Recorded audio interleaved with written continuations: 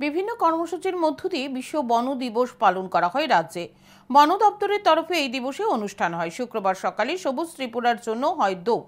Nehru park থেকে শুরু হয়, তা চলে অক্সিজেন পার্ক পর্যন্ত। শেষে শালবাগানস্থিত অক্সিজেন পার্কে হয় অনুষ্ঠান। উপস্থিত ছিলেন বনমন্ত্রী অনিমেষ দেববর্মা, মুখ্য বন সংরক্ষণ সহ অন্যান্য আধিকারিকরা। এদিন সেখানে বিভিন্ন প্রজাতির চারা গাছ রোপণ করা হয়। পুরস্কৃত হয় 2024 সালে আন্তর্জাতিক জৈব বৈচিত্র্য দিবসে বিভিন্ন বিষয়ে প্রতিযোগিতায় বিজয়ীদের। এদিন অনুষ্ঠানে বিভিন্ন শিক্ষা প্রতিষ্ঠান থেকে পড়ুয়ারা অংশ নেন। বিশ্ব বন দিবসে এবছরের ভাবনা বন ও খাদ্য।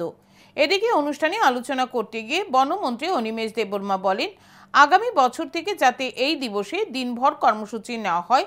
তিনি বলেন, পড়ুয়াদের পাশাপাশি সমাজের বিভিন্ন অংশের মানুষকে যুক্ত করার।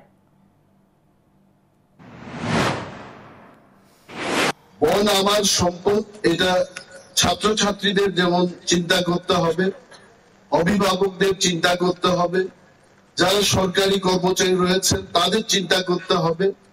Forest is our own resource. এই বনের মালিক আমরা সবাই।